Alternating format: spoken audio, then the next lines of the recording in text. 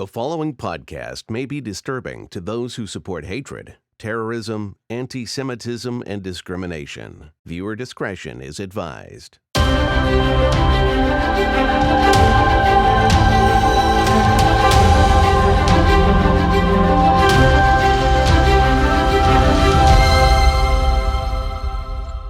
Well, hello everybody, and welcome back to How We Fought Against. And I have an amazing special guest today, Alyza Lewin from the Brandeis Center. Alyza, thanks so much for agreeing to be with us today. How are you? Doing very well. Thank you, Yifa. It's a pleasure to be here.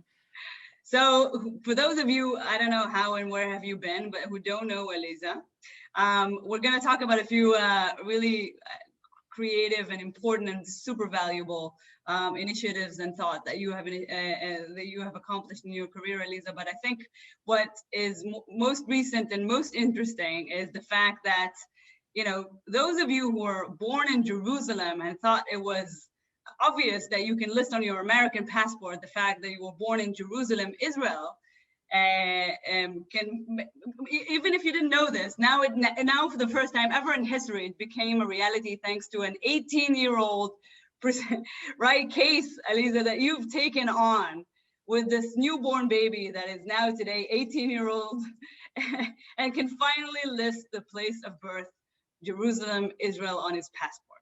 So how did this case came to be, and what is, you know, walk us through the process. Sure. So you're talking, Eva, about the Zivotofsky case.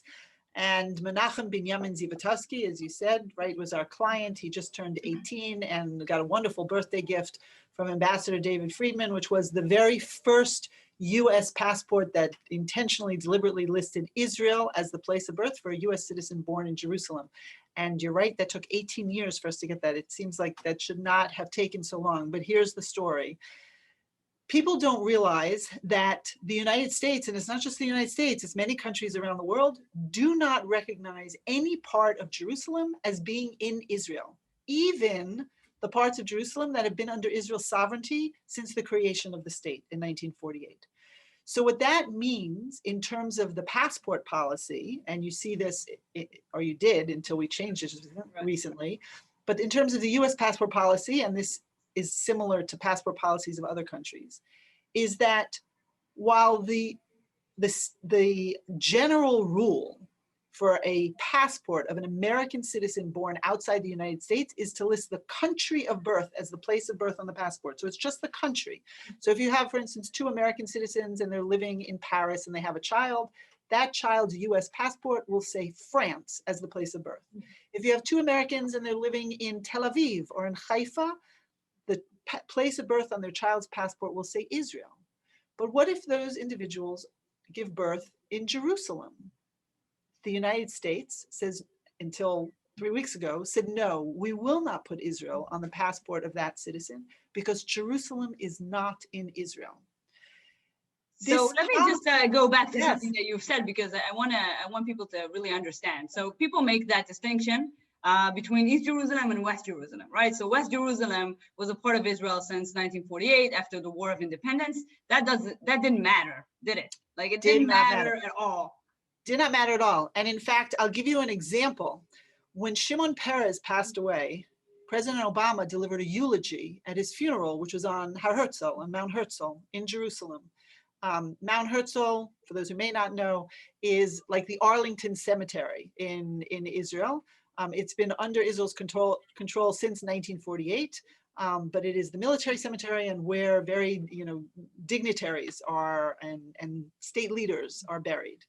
And when President Obama delivered his eulogy, the White House then issued a copy of his remarks afterwards. And the tagline on those remarks said, right, that this eulogy was delivered by President Obama in Mount Herzl, Jerusalem, Israel. Several hours later, the White House issued a corrected version of those remarks. The only correction was a line strike through the word Israel. That was the only error.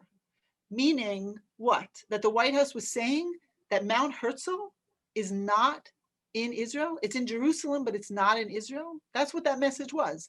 The United States policy formally was to never recognize any part of Jerusalem, even Mount Herzl, as being in Israel. I used to say to people, where is the Knesset located? Where is the Israeli Supreme Court located, right? Where's the Kotel HaMaravi located? The answer to all of those are Jerusalem. And then the question is, but are those actually in Israel? Well, according to US policy, the answer to that is no.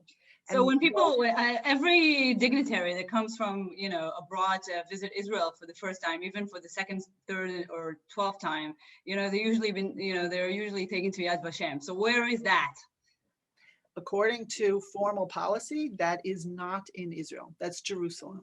And the truth is, and we'll get to this, right, during the oral argument in the Zivotofsky case that you're talking about, I was asked, I had this exchange with Justice Sotomayor.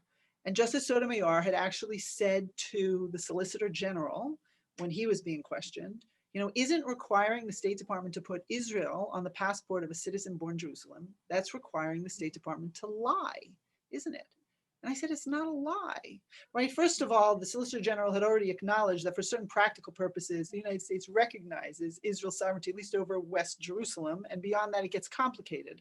But I also said that what goes on his passport is not the State Department's speech, it's the individual's speech. And Justice Sotomayor said to me, no, it is a lie. She said, it's not Israel, it's Jerusalem. And so that has been, up until the 29th of October, the formal policy of the United States, and continues to be the policy of many countries around the world, that Jerusalem. So even after the embassy, the US embassy, this was a remarkable moment in history, especially in the relationship between Israel and the United States, when the American embassy was finally moved, officially opened in Jerusalem. That didn't change the situation? That wasn't enough? That was not enough. And it not only was it not enough, but I think I want to go back for a second to show people mistakenly think that when President Trump opened the embassy, recognized Jerusalem as the capital of Israel and opened the embassy, that was somehow moving the needle in favor of Israel. What it really was moving what had been a very biased policy to neutral. And I'll explain to you what I mean. So one part of the policy, right, the overarching policy is that the United States was not recognizing any part of Jerusalem as being in Israel, but it goes further than that. The policy would bend over backwards to accommodate those individuals who seek or who believe that one day there won't be a Jewish state of Israel, that one day Israel will cease to exist. And what do I mean by that? Well, part of the Foreign Affairs Manual, right, according to this policy, said if there are individuals who are vehemently opposed to listing Israel as their place of birth, so say you have an American citizen born in Haifa who does not believe Israel has a right to exist, and therefore they don't want their passport to say Israel as their place of birth, they can ask the State Department to remove Israel from the passport. And even though that goes against the general rule, the State Department says, okay, we will agree to that. We'll take Israel off and we'll list the city. We'll list Haifa instead. They'll agree that you can put on West Bank as a place of birth. You could put Gaza Strip on as a place of birth. And in addition, one thing which is unique to Israel is if there are people who were born before 1948 anywhere in Israel, okay, so they could be born in Haifa, Tel Aviv, Beersheba, or Jerusalem.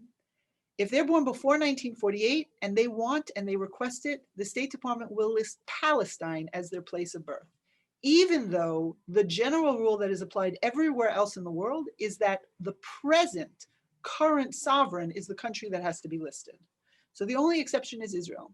So what that means is that for those individuals who wanted to say, maybe someday there won't be an Israel in Haifa, right? Haifa won't be Israel, or Tel Aviv won't be Israel, or Jerusalem won't be Israel, we'll take it off. And if you're born before 1948 and you want to say that any of these places maybe someday will even be considered Palestine, we'll put that to make you feel happy too. But for an individual born in Jerusalem, even if they're born in a part of Jerusalem that has been under Israel's sovereignty since 1948, we will not let them say they were born in Israel. It is as if they are stateless. We will not recognize them as being born in Israel. We refuse to put Israel on their passport. It does not matter if they request it.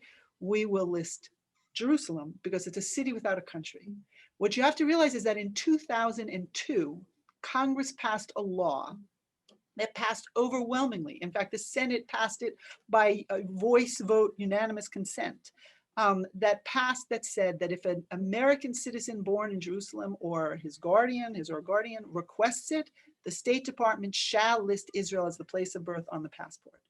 But what happened when President Bush signed that bill into law is he issued a signing statement that said that that section of the law, and it was part of a much bigger law, he was not going to follow because he felt it impermissibly interfered with the president's exclusive authority to engage in foreign policy. And so when the Zivotofskys, Naomi and Ari Zivotofsky, they had made Aliyah, they had 2 children that were born in the States. Their 3rd child was born in Shaare Tzedek Hospital 3 weeks after the law was passed. Yes. So when I called them and I wished them a mazel tov, I encouraged them to see what would happen after this, told them about the law. And I said, why don't you see what happens if you ask for his passport to say Israel? They did. And they were told by the clerk, it's not going to say Israel. Doesn't matter what the law says.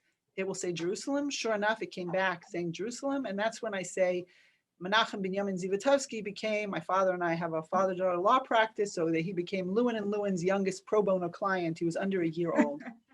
And the case took, as you said, it took really 18 years to reach conclusion. It went to the Supreme Court twice during that time.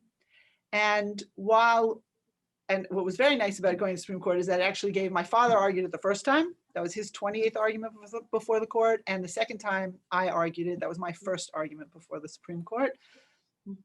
The truth is, the Supreme Court ruled against us because one of the arguments we had been making was that this recognition power, right, the authority to recognize foreign sovereigns was a shared power.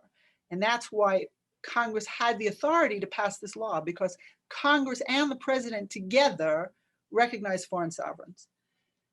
When it issued its, and I will say that we had, going into that second argument, everybody was in support of our position. They all agreed either that this was a shared power or that what you put on passports is not the same as formal recognition of sovereignty. And so they ought to be allowed. It's a means of self-identification and individuals ought to be allowed to do that. So we had everybody. We had all 100 senators. Hard to believe that you get all 100 senators. Really? You got, really? Can you get 100 people to agree on something? It's incredible. We had the Senate Legal Counsel filed an amicus brief on behalf of all 100 members of the Senate in our case. And then there were additional congressmen who also signed onto a separate brief. We had states attorney generals that filed an amicus brief in support. We had legal scholars who filed in support. We had the whole Jewish community from right to left, politically, Orthodox, conservative, reform, Reconstructionists, everybody behind us. And yet the court ruled against us, which they said that no, the president of the United States has the exclusive authority to recognize foreign sovereigns. And this law, even though what goes on a passport doesn't amount to formal recognition, this law is still trying to push the executive branch to talk out of 2 sides of its mouth. It's trying to get the State Department to recognize and say that Jerusalem is in Israel, while the president of the United States continues to say that Jerusalem is not in Israel. And so you can't do that. What the Supreme Court— I have to say that I don't necessarily agree with one part of your argument. And okay. I think, not everything is about, I know that the right of self-determination is incredibly important. Trust me, I support it, I advocate for it, but not everything is about that. I think official documents, sometimes when you state, which country has listed you, which country is regulating whatever it is. I mean, when I need to find your birth certificate, for example, if to follow up on something or to investigate something, if I need to know which entity has regulated whatever policy I'm trying to avoid or to approve or to understand, then that's what it's about. When the name of the country, when a person is born in Jerusalem, then the state of Israel regulates everything. You get a birth certificate from the state of Israel. If I need to look you up, in the future, there's a meaning to that goes beyond the way I feel about what is listed on my passport. And I think once we betray that, once we try to, all right, so I was born on Mars because that's what I feel like. I feel like I'm from Mars. Can you put that on my passport? That's what I feel like. That's ridiculous.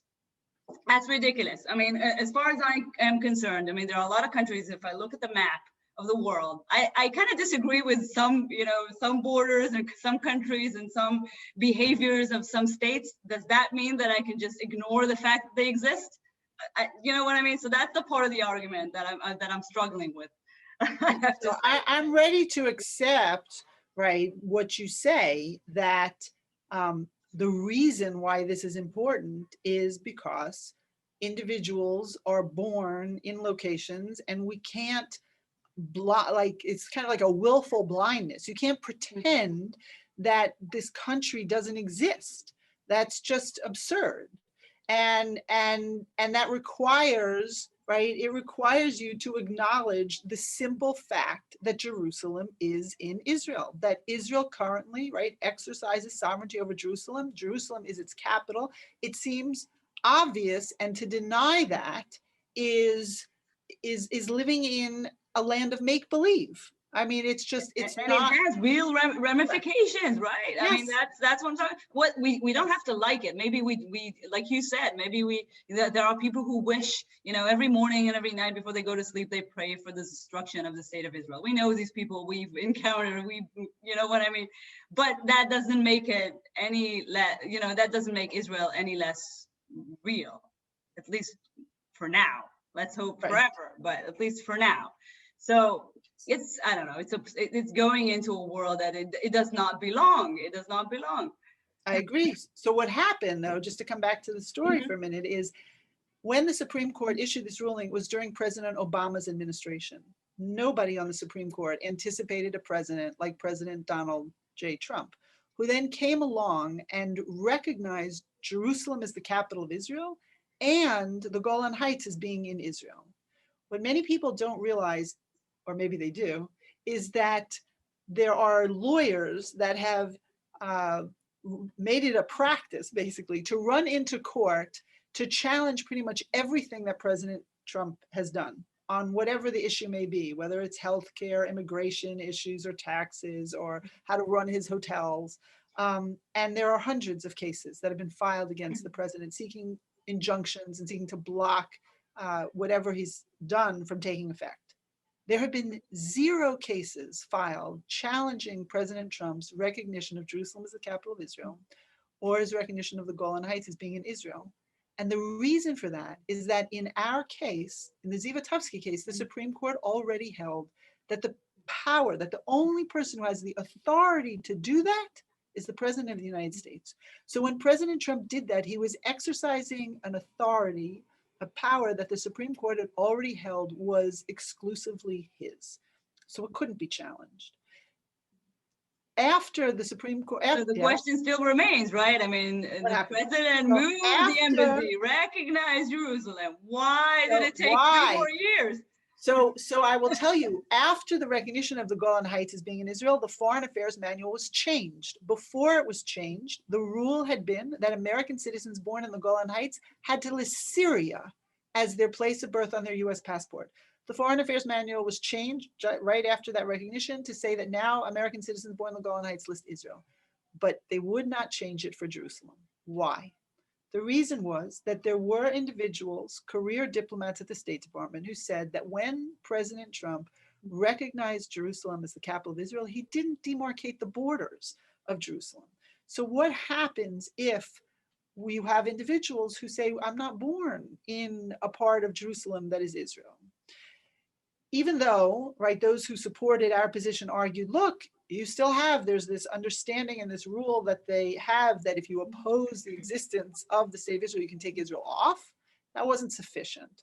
Ultimately, what happened is the negotiation that was worked out is to do exactly what the 2002 law said, which is that the default is to still list Jerusalem for people born in Jerusalem. But if an individual requests it, the State Department now, as of October 29, 2020, will list Israel as the place of birth of an American citizen born in Jerusalem on their passport and also on the other consular documents, which include the birth certificate and the death certificates. Birth certificates and death certificates issued by the consulate include a place for city and country, unlike the passport. So those will say, if you ask for it, Jerusalem, comma, Israel. Otherwise, if you don't, the country will be left blank and it will just say Jerusalem. And what you have to realize is that what President Trump then now has done, and when I say he moved the needle to neutral, is he's turned around and he has said to those, I'm not precluding peace negotiations. I'm not precluding you from reaching whatever understanding you want to reach about Jerusalem. All I'm telling you is that when you negotiate, you have to understand that Israel is here to stay. Israel as the Jewish homeland is here to stay. Israel as the Jewish homeland with Jerusalem as its capital is here to stay. Don't think like our policy has been giving this kind of wink and a nod to those people who say that someday maybe there won't be a Jewish Israel or a Jewish Jerusalem. Don't think that that's our opinion. We are saying loudly and clearly, Israel, Jerusalem is here as the capital of the Jewish homeland. Now go negotiate your borders. That's what he has said. That was moving the needle back to neutral as opposed to favoring those who supported the idea that one day the Jewish homeland may not exist, and even places like Har Herzl, Mount Herzl, might not be in Israel anymore. Yeah. So that's an amazing development. Unfortunately, as I said in the beginning, it kind of, you create a situation that kind of is obvious to most people, right? I mean, go explain a major success and just to bring something into, well, duh.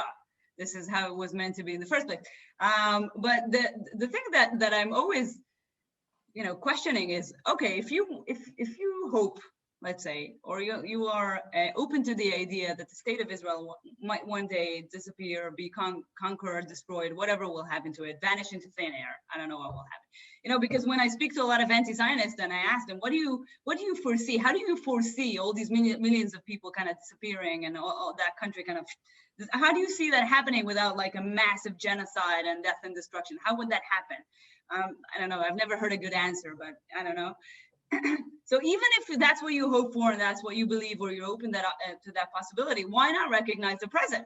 And this is where we are now.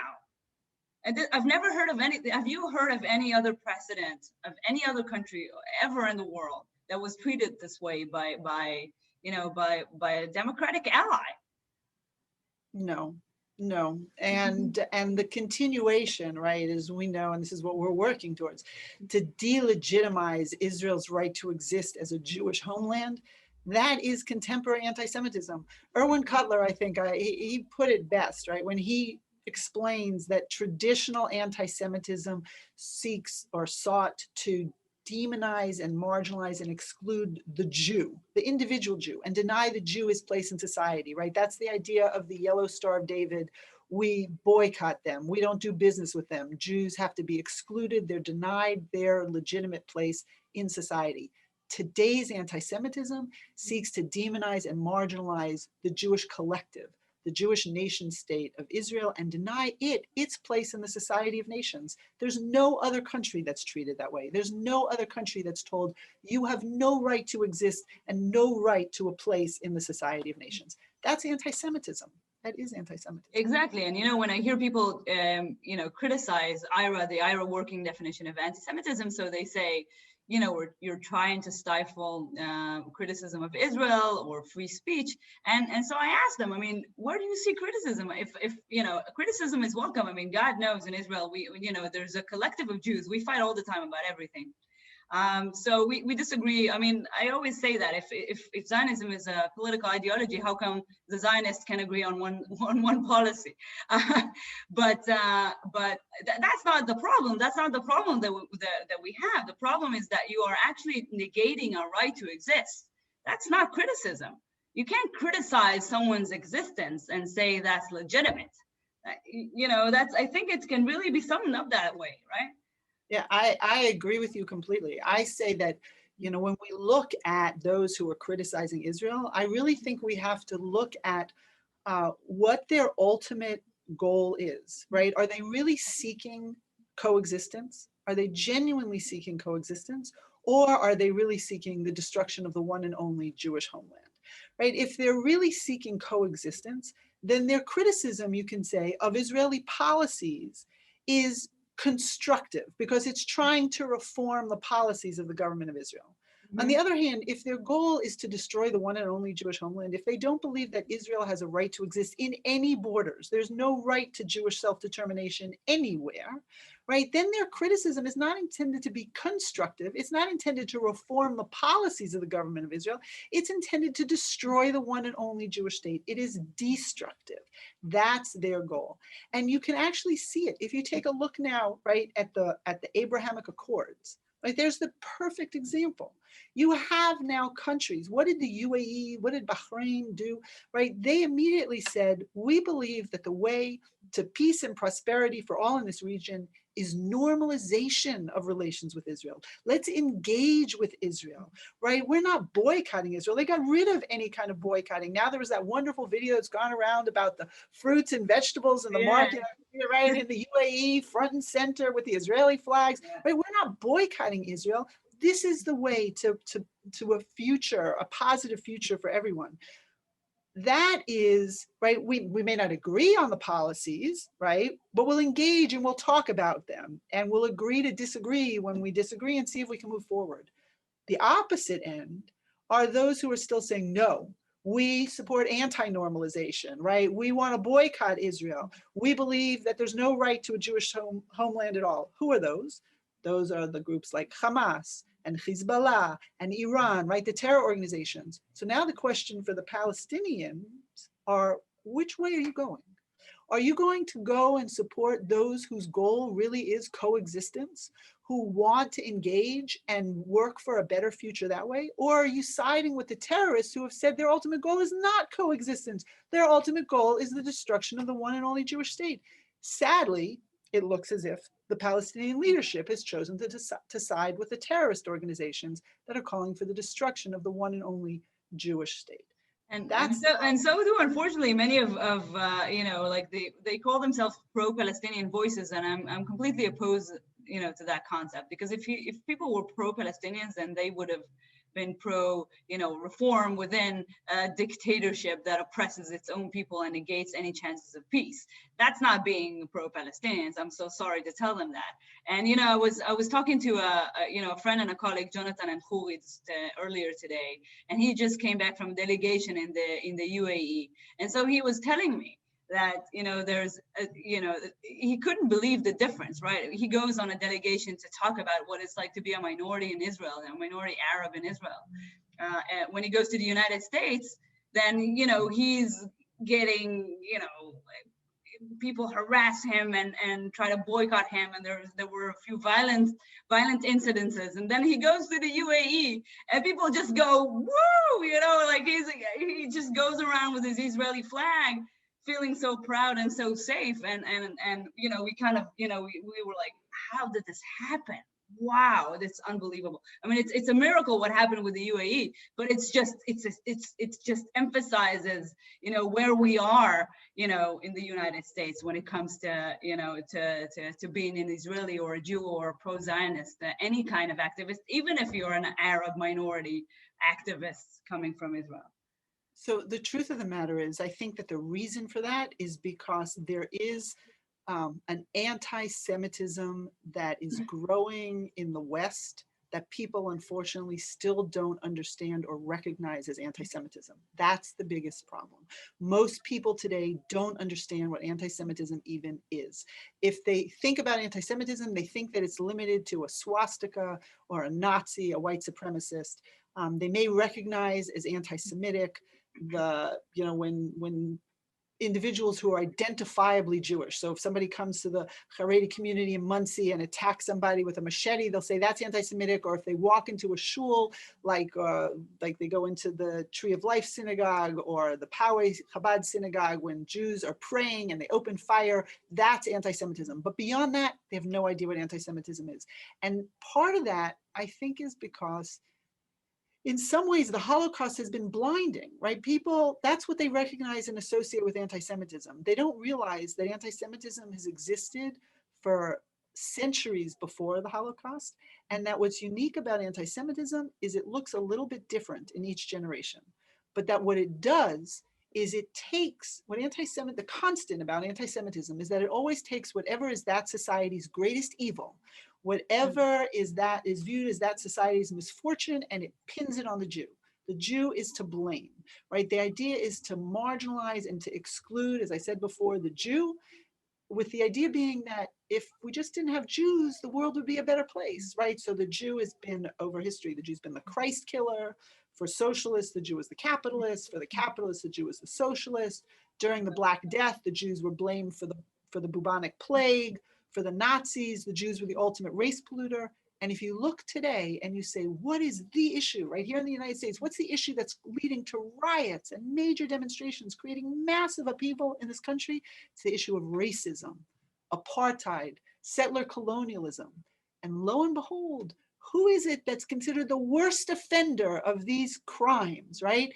It's not just individual Jews, but it's the Jewish collective, the Jewish homeland, our one tiny little democracy in the Middle East, where, as you say, right, all races and all ethnicities and all genders, everybody's equal under the law.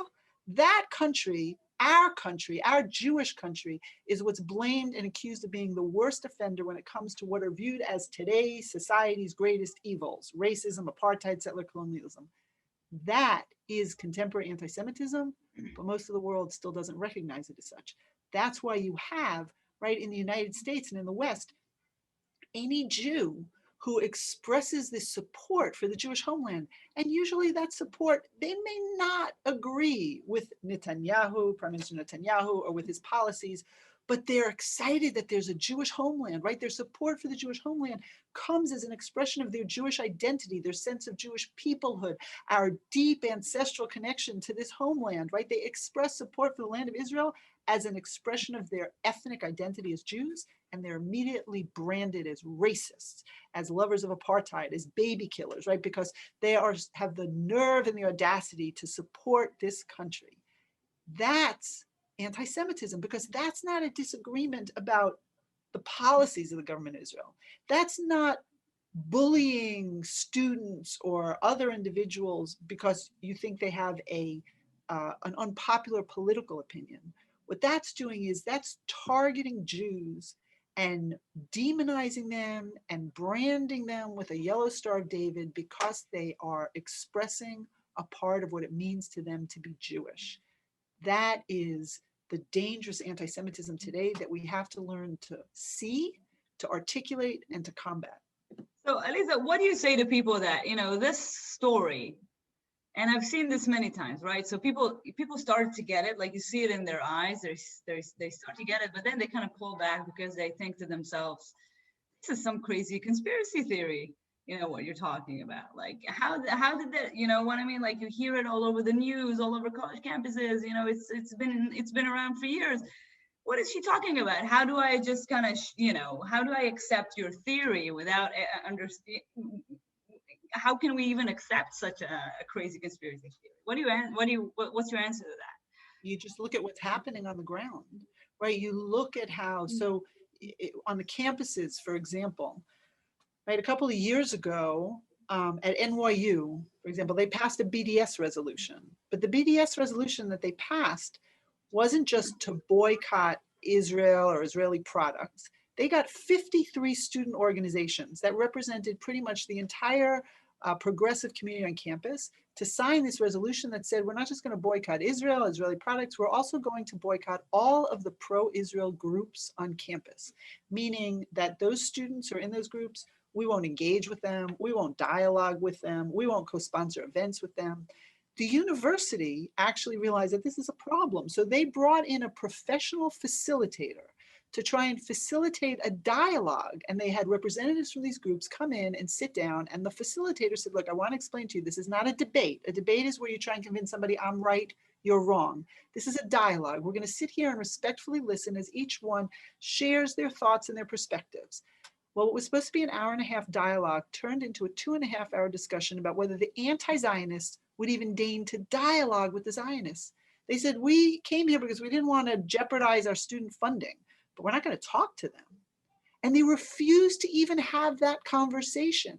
That's the exclusion, right? We see over and over again where we're told Zionists are not welcome. At the Dyke March, right, in Washington, D.C. and in Chicago, what happened?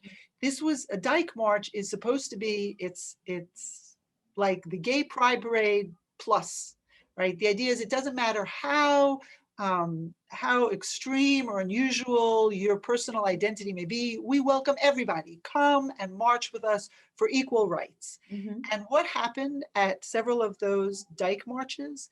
Jewish marchers who wanted to march with what they call the Jewish pride flag. It's a rainbow flag with a Magen David in the middle. Were told no. They were told if you want to wear a kippah or a talit, that's fine.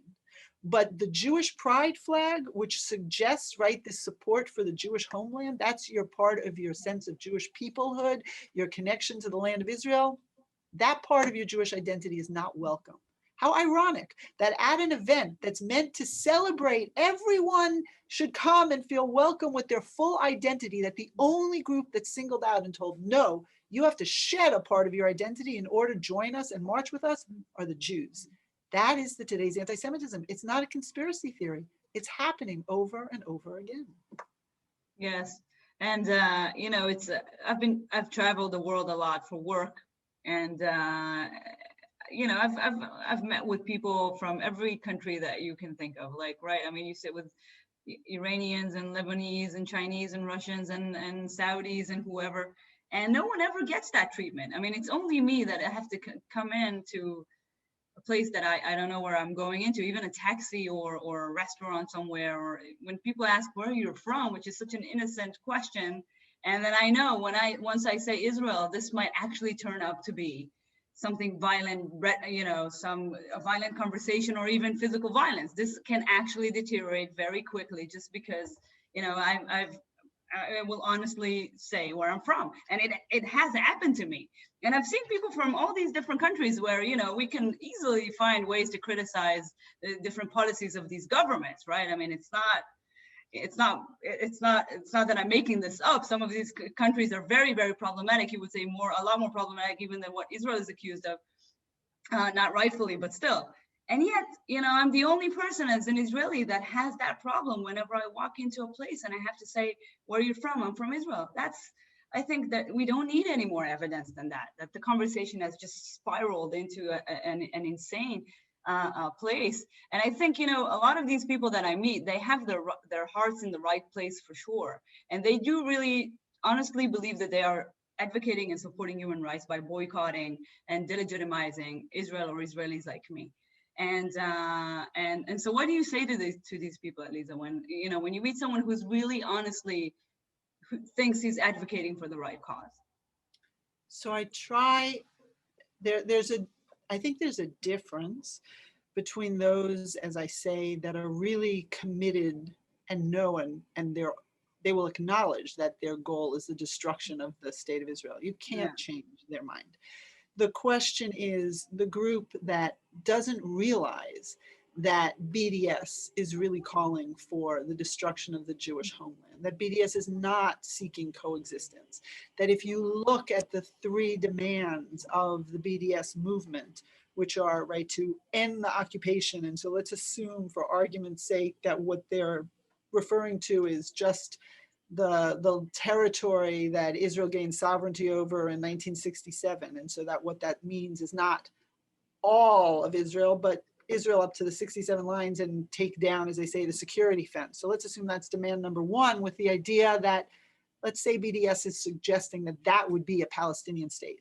But demands 2 and 3 are that there should be equal rights for the Palestinians and the Arabs in 1948 Israel, in Israel proper. But Arab citizens have equal rights in Israel proper. That's why the Arab Party is the third largest party in the Knesset, right? That's why you have Arab justices on the Supreme Court, or the dean of Hebrew University Law School is an Arab, right? Or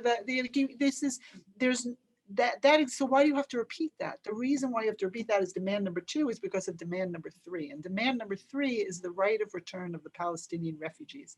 And I highly recommend Einat Wilf's book on the right of return, because that's where you realize and understand that the right of return is really a code word for the destruction of Israel as a Jewish homeland.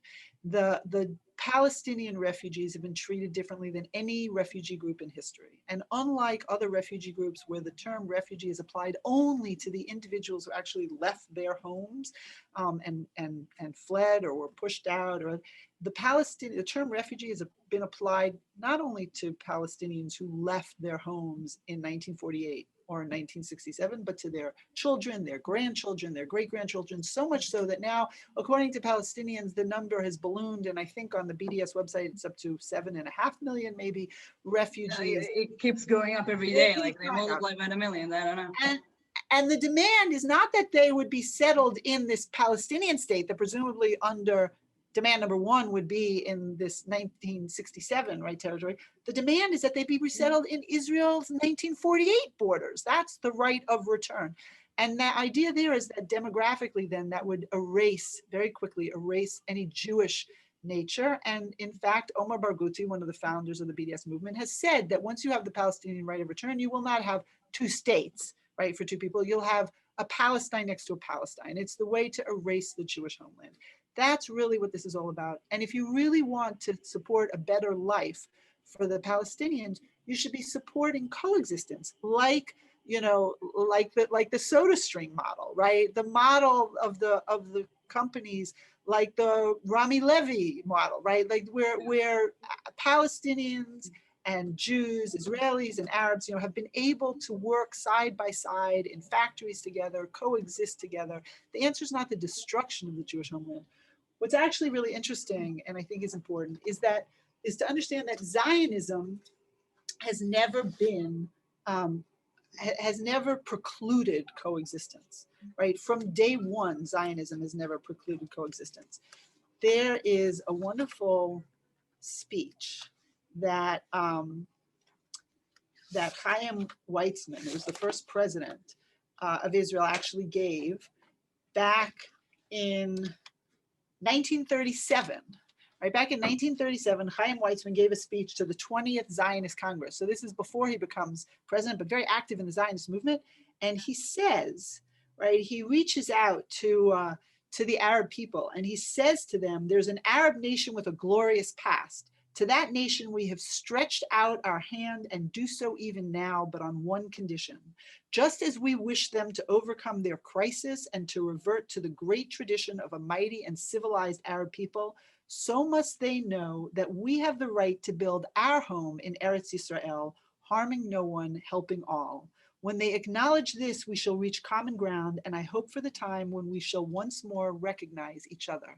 So since 1937, we've been asking for the same thing. We've been waiting. We've been waiting. We've been waiting. Just recognize we also have a right to our home here, and then we can live together. That's what we need to be working on. So maybe we've seen the beginning of it. Maybe we've seen the beginning of it with the UAE and then Bahrain, and maybe we'll see the rest of it coming. Sudan has happened, not officially yet, totally, finally, but maybe. We're all waiting for Saudi Arabia to join. We have friends even in Lebanon that you hear all these voices now about normalization, but unfortunately they are our minority, and Hezbollah is still in control. But that day will come, hopefully very, very soon. And yes, we are extending our hand in peace to the Palestinians and to whoever just wants to let us be. Like Chaim Weizmann said. Exactly right. That's the hope for the future. Amen. Amen. Well, we'll end with that because, as it is with you, my friend, we keep on having these very, very long conversations. Always a pleasure, Eva. It's a pleasure to talk to you, work with you. Thank you so much. Thank you so much. And so I see that we haven't covered everything, so we have to do another one sometime in the future. Will do. All right. Toda raba. Speak to you soon. Bye-bye. Toda. Thanks everyone for joining. Talk to you soon. Bye-bye. Thank you. Bye-bye.